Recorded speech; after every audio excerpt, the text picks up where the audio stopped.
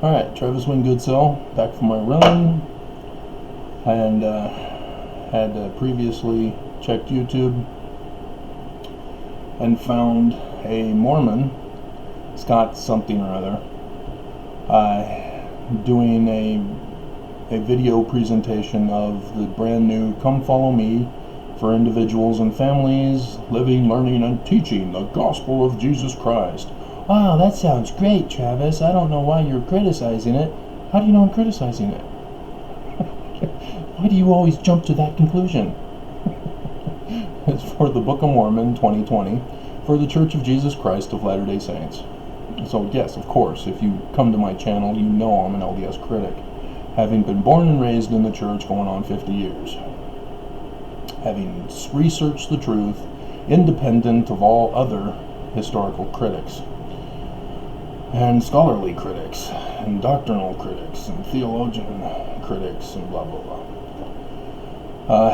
And so his video, he's all dressed in his white shirt, and he's got a tie, and he's clean cut like a missionary. Oh, he's a good Mormon boy. What could be possibly wrong with that? Well, he speaks. I've listened to another video of his way back when, so I know exactly what he's pulling off. He's deceiving Mormons, pretending to be one of them. He's a wolf in sheep's clothing, Mormons. Like I said, Scott. He's got over 8,000 views for this video alone. Now, I don't have his video up. I have the PDF version that I downloaded from the church's website. He does an introduction video and talking about Jesus Christ, the Book of Mormon, coming unto Jesus. And so I thought I'd point out some major flaws in Mormon thinking. Okay, conversation is our goal. We need to have a conversation of why the church is so mean. No, you need to punish them. No conversations, punish them. See, the millennial generation was raised up to be rewarded for whatever they did. If they did something bad, they were rewarded. They were given a timeout to think about what they did, and then they were released to do it again. Okay, so all of this initial stuff is blah blah. Alright, teaching your children, prophetic promises. Oh, promises. Oh, no, the wrong picture of Jesus. All Mormons know what the true picture of Jesus is. It's the one where the myth is about the artist presenting his picture to President Spencer W. Kimball, and President Spencer W. Kimball says, "That's close enough." And Mormons all go, "Oh wow, it's him. That's what he looks like."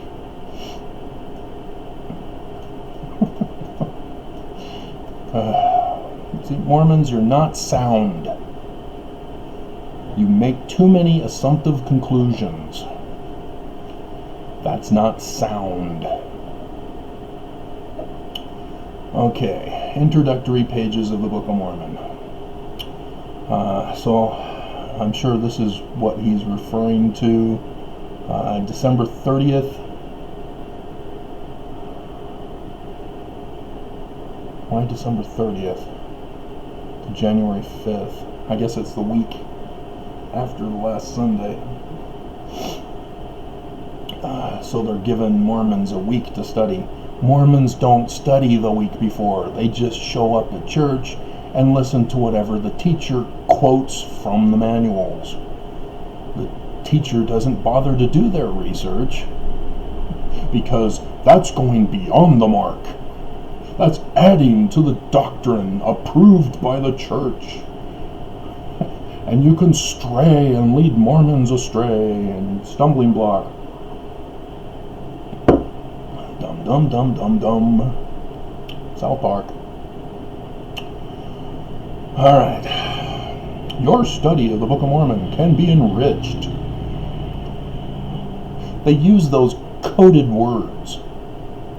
In brainwashing techniques, you use coding along with the torture processes of brainwashing, so that after you've tortured them, all you have to do is incite the code word. If you've ever seen The Manchurian Candidate, they use the code word when he's on the phone. I can't remember what it was anymore. And both movies have a different thing. But there are certain key code words Mormon leaders use to keep Mormons brainwashed and reliant on the church leaders for all their information, so that they don't stray from the truth.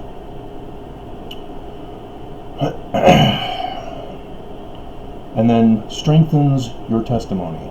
This is a false doctrine, Mormons. You don't strengthen a testimony. How do I know this? What is faith compared to in scriptures? Belief in the Word. The Word is compared to a seed. So yes, you strengthen a seed by planting it. And then you strengthen it further by giving it sunlight, by dunging it, by giving it water, by clearing out the weeds. All those are strengthening of faith. But what is a testimony? A testimony is a physical witness of truth. What is truth but a confirmation of the Word? The Word is what we're supposed to have faith in and thus reproduce it in the flesh.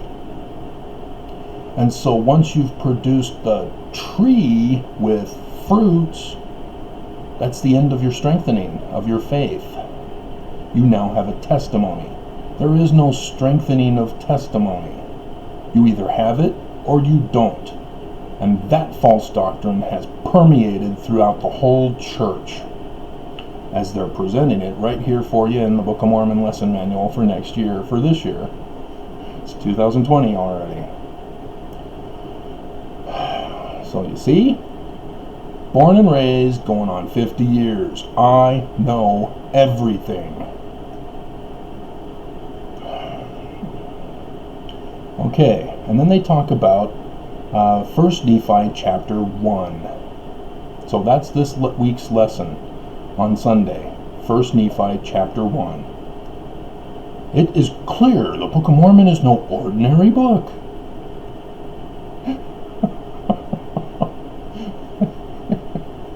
It contains the fullness of the everlasting gospel. And then it has ideas for personal scripture study. Book of Mormon can strengthen my faith. Oh, they got that right. But except Mormons call faith a testimony now in Jesus Christ. Now, Mormons, pop quiz for you. Which Jesus Christ is the Book of Mormon referring to? What? Huh? Is this a trick question? Kind of, because you're ignorant on the subject matter. What does 1 Nephi chapter 1 verse 4, pretty sure it's 4, let us verify by going to the Word itself. 1 Nephi chapter 1. Oh, nope. I was wrong. I admit that I was wrong. It's verse 2.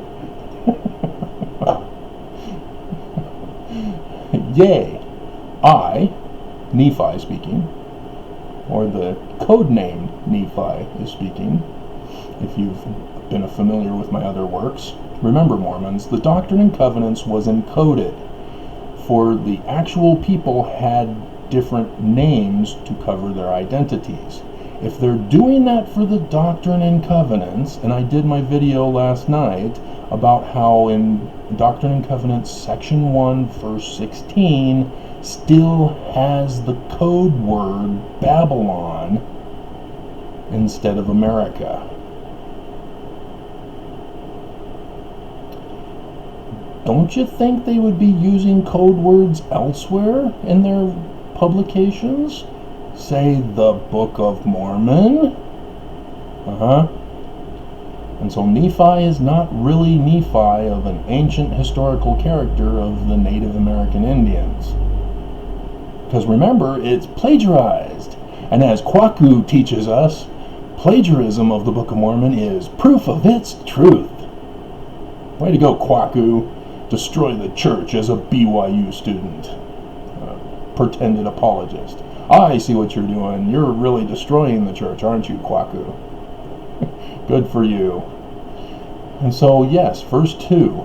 Yea, I, Nephi, make a record in the language of my father, which consists of the learning of the Jews and the language of my father, language of the Egyptians. You mean John Welsh's discovery that there's chiasmus in the Book of Mormon is really just exposing the plagiarism in the Book of Mormon? From the late war, specifically? Yes. Yes, exactly.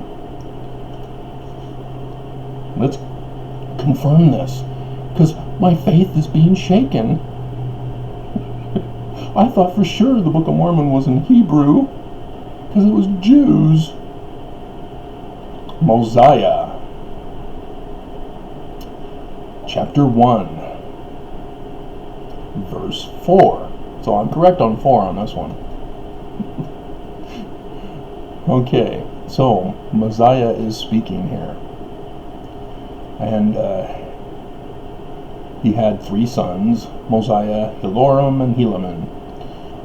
And he says, for it were not possible that our father, referring to our ancestor father,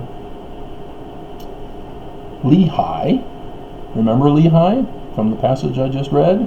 The language of my father, Nephi's father is Lehi, which is all encoded, by the way, could have remembered all these things, to have taught them to his children, except it were for the help of these plates. What plates? That's right, the brass plates that Nephi and his brothers were commanded by Lehi to go back to Jerusalem and obtain them from Laban, and they brought Zoram with them out of Jerusalem right before it was destroyed by Babylon the second time around, which contain these records and these commandments. It's just like the Bible, except that it's conforming to the prophecy of Ezekiel chapter 37 of the stick of Joseph and the stick of Judah becoming one. Again, coded for the latter days. We must have suffered in ignorance. Oh, wait a minute, that's the wrong one. Okay. And except it were for he having been taught, here it comes, Mormons, in the language of the Egyptians. Therefore he could read these engravings and teach them to his children, and thereby that they could teach them to their children, and so fulfilling the commandments of God even down to this present time. Egyptian Mormons.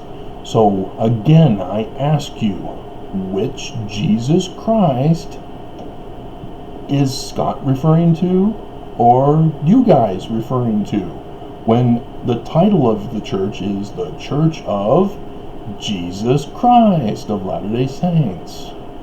Is it the Christian God created by Constantine, of whom the Father and the Son are merged into one, though we're not supposed to be capable of understanding that they're merged into one because they're supernatural and therefore unable to be comprehended by the natural man?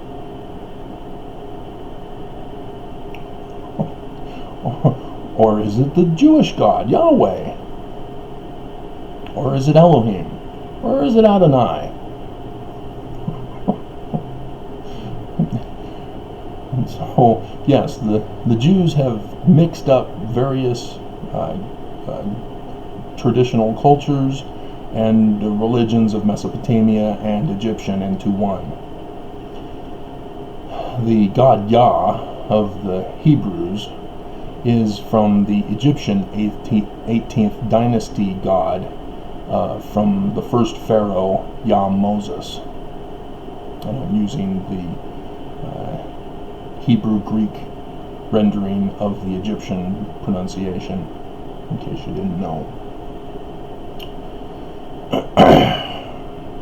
The learning of the Hebrews and the Greeks, by the way.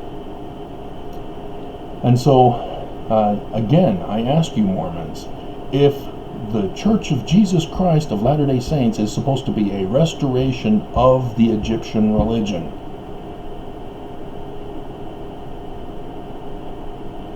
which Jesus is the Jesus of the Mormon Church.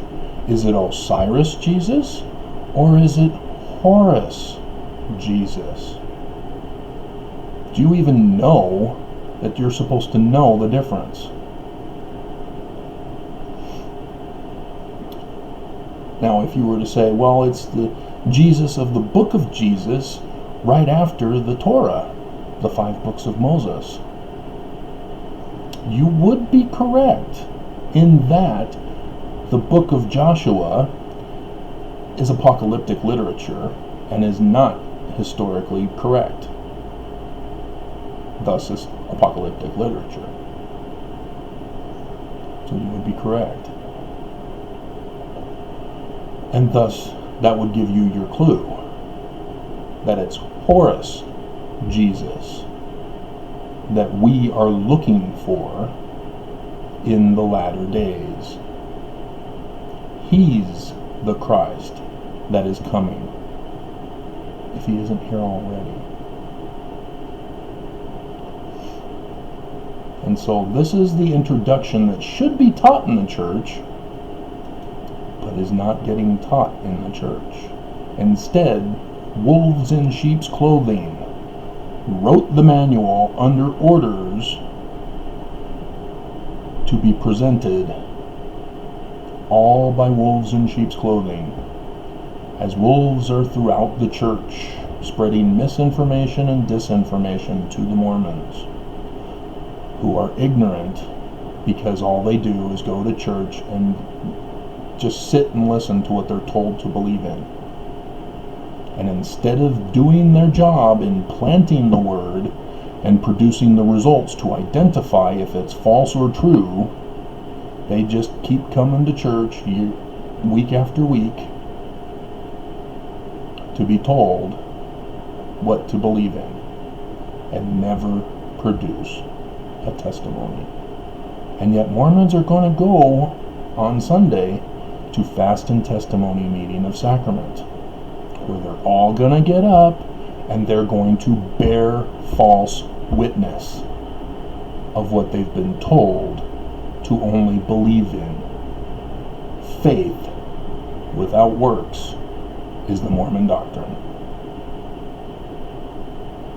And Mormons misinterpreted that altogether, didn't they, Mormons?